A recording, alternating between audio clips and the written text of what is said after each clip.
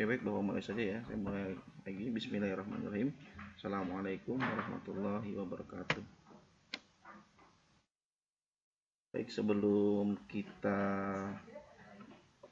belajar pada pagi hari ini, ada baiknya kita berdoa dulu. Mudah-mudahan apa yang akan kita pelajari di pagi hari ini, Allah berikan kemudahan kepada kalian untuk dapat menyerap apa yang Bapak sampaikan. Dan mudah-mudahan ilmu yang kita pelajari pada pagi hari ini jadikan ilmu yang bermanfaat untuk kita semua. Berdoa di rumah masing-masing, dimulai.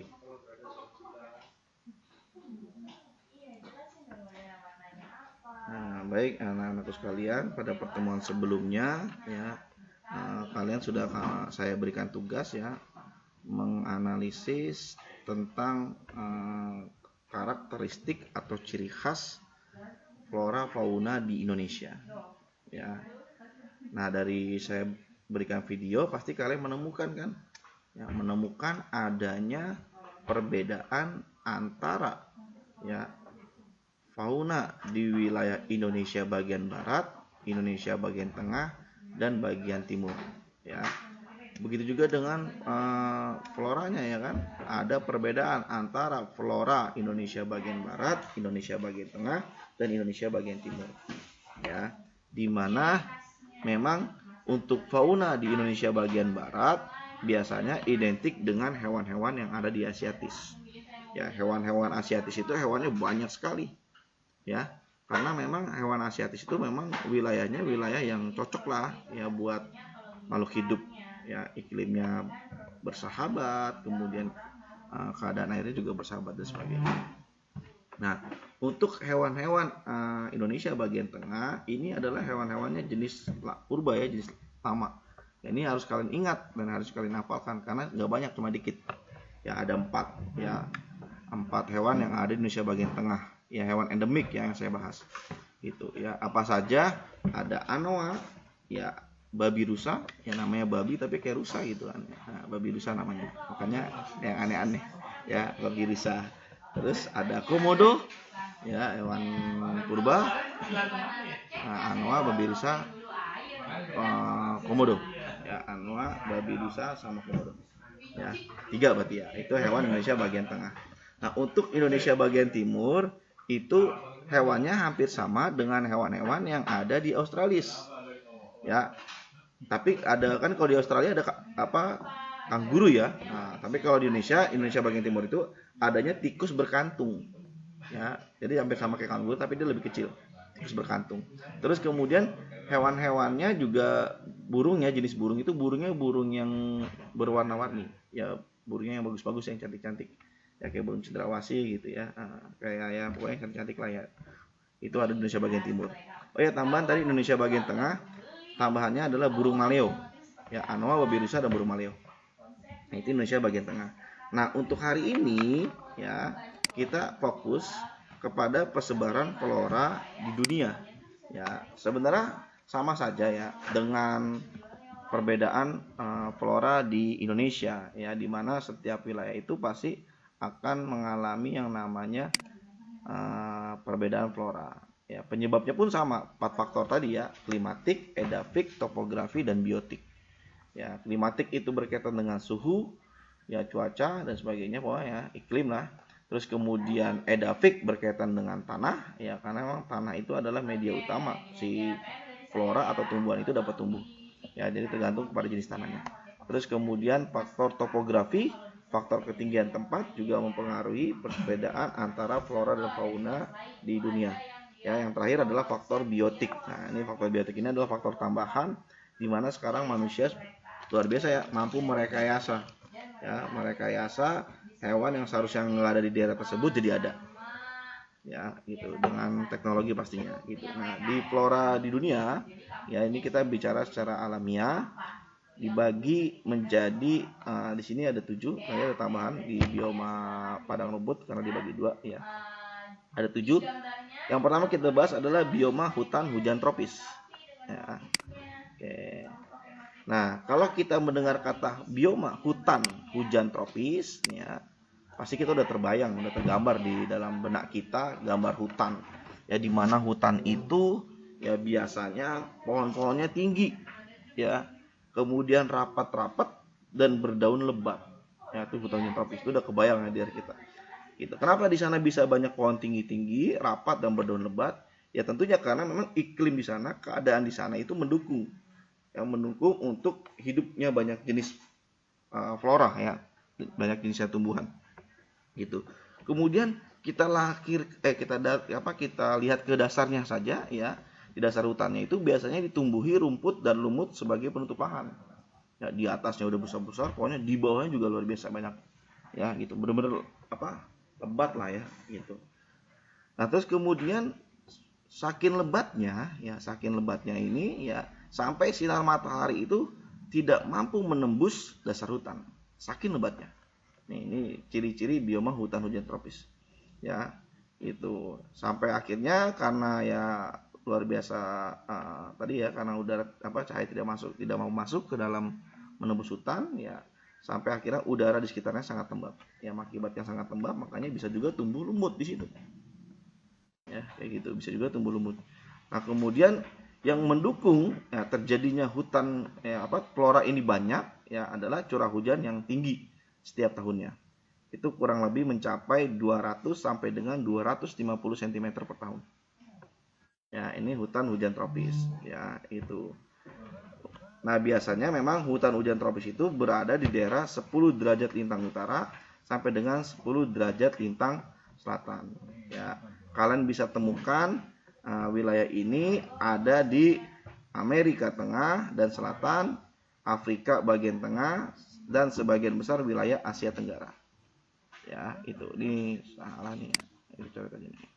Ya, ingetin ya, hutan hujan tropis berada di Amerika Tengah dan Selatan, Afrika bagian tengah, dan sebagian besar di wilayah Asia Tenggara.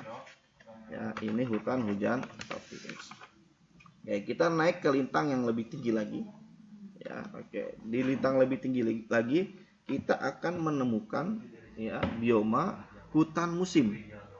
Ya, berbeda hal dengan hutan hujan tropis, di mana yang tadi kita bayangkan itu adalah pohon-pohon yang besar ya, yang banyak gitu. Tapi hutan musim ini berbeda ya. Nah, di hutan musim ini saya juga suka sebut nama lainnya adalah hutan gugur ya. Kata kuncinya gugur. Nah, kata kuncinya gugur. Oke, gugur kata kuncinya. Nama lainnya gugur. Ya, tulisannya jelek nih ya. Tapi anggaplah kebaca lah. Hutan gugur. Oke. Nah, di hutan gugur ini atau di hutan musim ini biasanya tumbuhannya ini membentuk formasi musiman. Nah, di mana ketika ada musim gugur, daunnya berguguran. Ya, kalau di Indonesia namanya pohon jati lah ya. Itu ada pakai pohon jati gitu. Nah, terus kemudian tumbuhannya umumnya tahan dari kekeringan dan termasuk tumbuhan tropofit. Ya, yaitu bisa bertahan ya di musim kemarau. Gitu. Ya, kenapa? Karena emang semakin ke atas saya bilang tadi ya curah hujan semakin berkurang. Kayak gitu. Ya, makanya di hutan musim ini biasanya tumbuhannya tumbuhan-tumbuhan yang tahan terhadap musim kemarau. Nah, ciri khasnya lagi pada musim kemarau itu daunnya meranggas atau bahasa kita mah gugur. Ya, gitu. Kalau ada ciri-ciri pohon seperti itu, berarti itu masuk kepada bioma hutan musim. Ya. Lanjut kita ke bioma padang rumput. Ya, bioma padang rumput. Oke, semakin ke atas lagi saya bilang tadi ya semakin hilang ya. Nah, di padang rumput ini ya.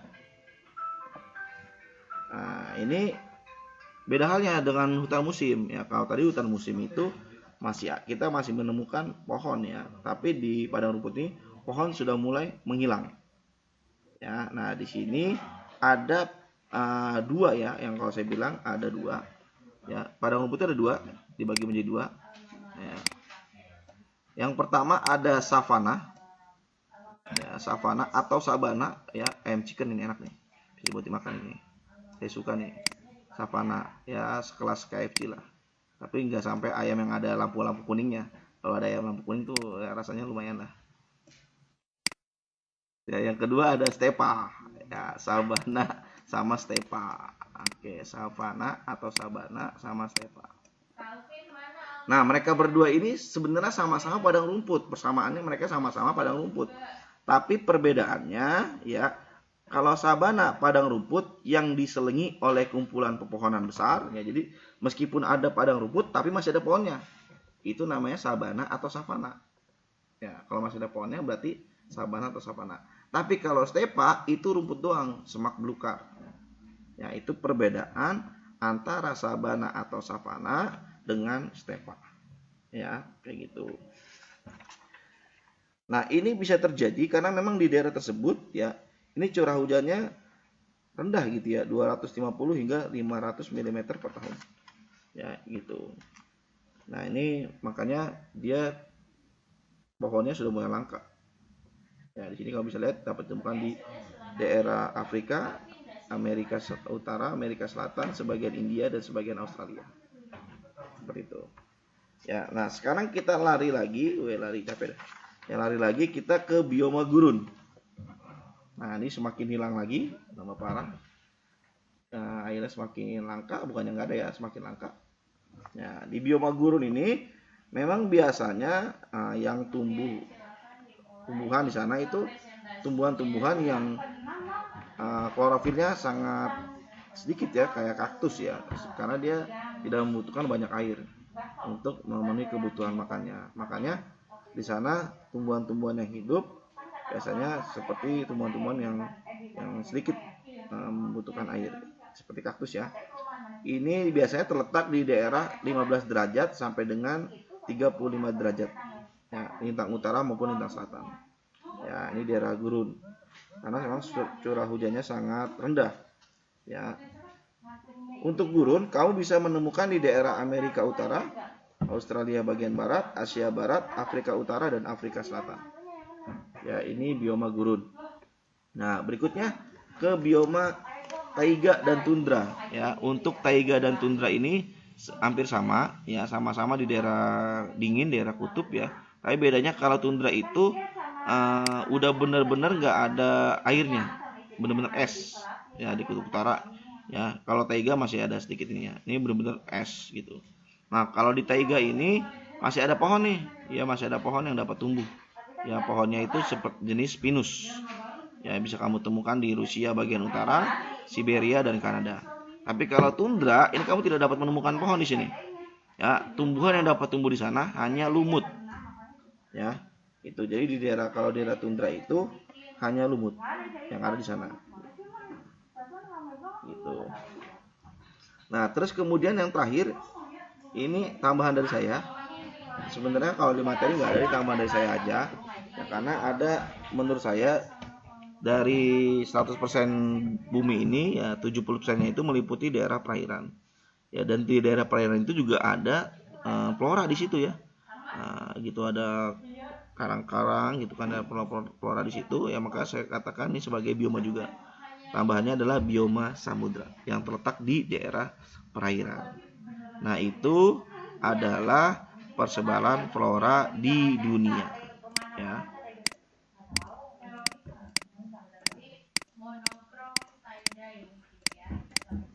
Ya, ada ya. Oke, sip.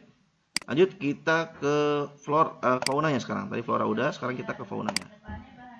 Oke, untuk fauna di Indonesia tidak perlu saya bahas ya, karena kemarin sudah kalian kerjakan. Ya, ingat hanya dibagi 3, Indonesia bagian barat, Indonesia bagian tengah, dan Indonesia bagian timur.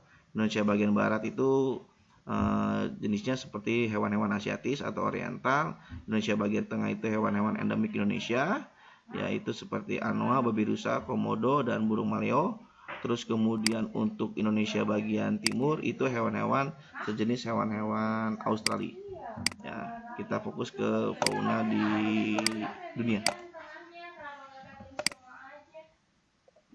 Oke, untuk persebaran fauna di dunia, ya ini juga dibagi beberapa kawasan ya. Yang pertama ada kawasan neartik. Ya, neartik nih kamu lihat nih di petanya itu ada di daerah Amerika Utara. Ini Amerika Utara kan ya, neartik.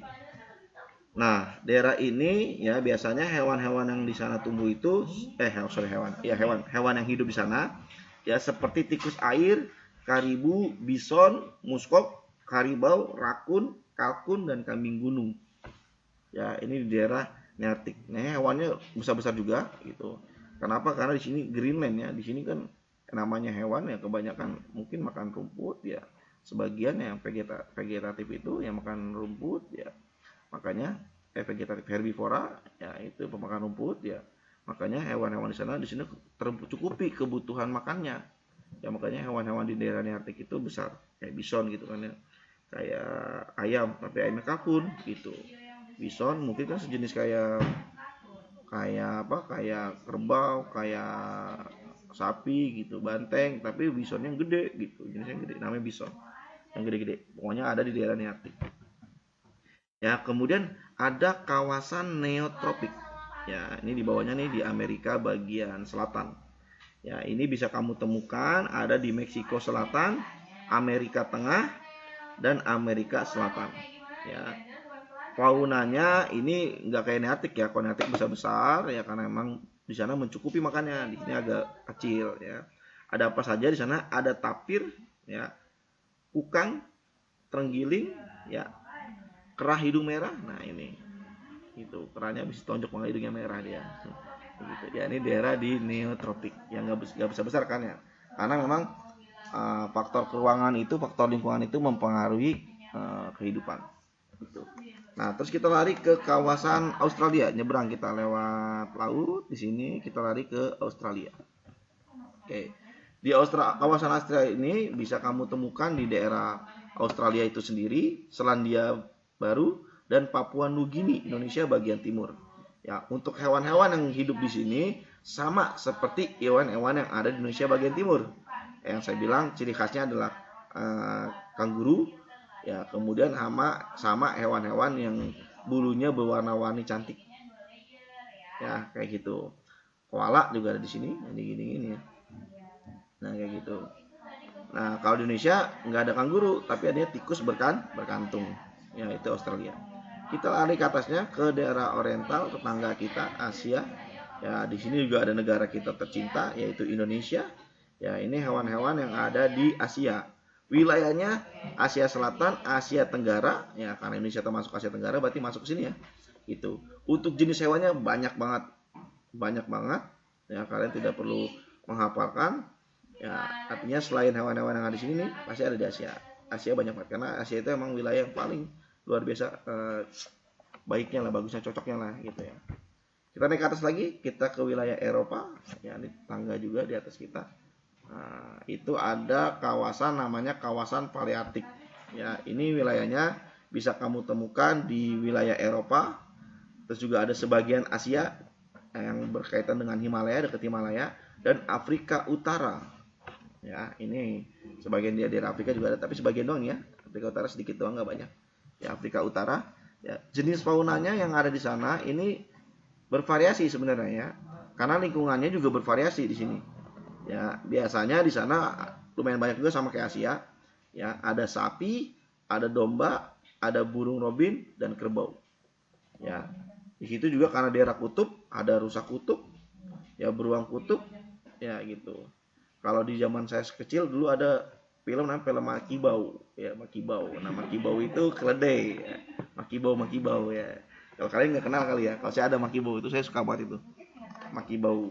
Nah, itu ada di daerah Paleartik, daerah Eropa. Kita turun ke daerah terakhir nih, daerah bawah ini. Wah, ini daerah yang luar biasa indahnya. Ya karena di situ disebut sebagai benua hitam karena memang hitam-hitam semuanya. Ya ini namanya Ethiopian atau Afrika. Ya, ini hewan-hewannya yang ada di sana. Ini hewan-hewan yang belang-belang. Ya mungkin karena panas kali ya, dia belang-belang gitu, pakai bajunya nggak tertutup semuanya, jadi kulitnya belang, yang nggak kena matahari putih, yang kena matahari hitam, jadi belang-belang. Ya nggak gitu sebenarnya. Ini cuma hanya penggambaran aja. Ya, apa saja di situ ada zebra, ada unta, ada jerapah ya kan ya, belang-belang ya kalau kita dulunya ya, nggak seragam, nggak sewarna. Nah itu adalah persebaran fauna di dunia. Ya, alhamdulillah kita sudah selesai membahas persebaran flora dan fauna di dunia. Nah selanjutnya saya berikan tugas kepada kalian untuk membuat peta. Ya, peta persebaran flora dan fauna di dunia. Nanti kalian saya bagi menjadi 2 kelompok besar. Ya, kelompok nomor absen 1 sampai dengan 18 itu membuat peta persebaran flora di dunia lengkap dengan tumbuhannya. Ya, nomor 19 sampai dengan 36 itu membuat peta persebaran fauna di dunia lengkap dengan gambarnya. Ya, nanti tugasnya dikumpulkan di grup WA aja ya. Oke, saya tunggu hari ini. Terima kasih. Kurang lebih saya mohon maaf. Saya Heri. Wassalamualaikum warahmatullahi wabarakatuh.